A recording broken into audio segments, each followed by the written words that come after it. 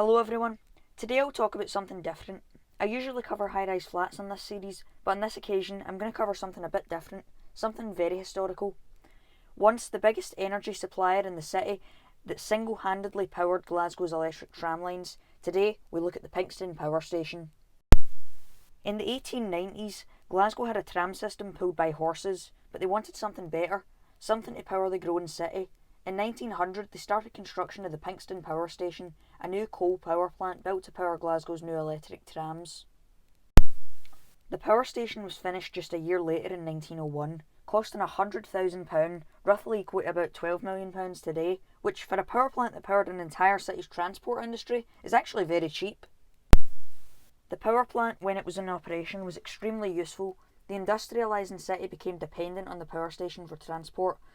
It was so dependent on it that when one of the generators suffered a power outage on the 30th of July 1925, the entire tram system in Glasgow stopped working.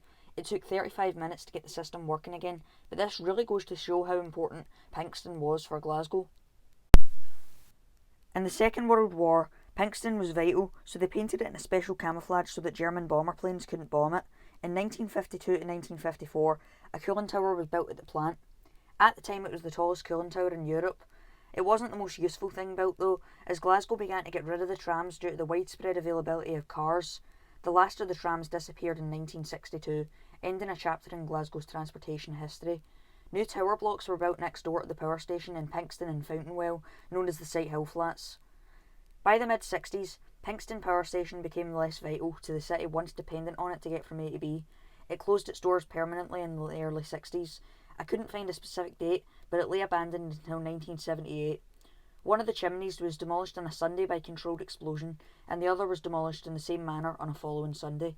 The cooling tower, well, there isn't a date for when it was demolished. I couldn't find anything, but it was either destroyed before this picture was taken, or before the second chimney. Shortly after the second chimney.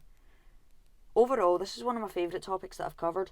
It's amazing how Glasgow used to look, and it's also different now from what it used to be. Thanks for watching, see you in the next video.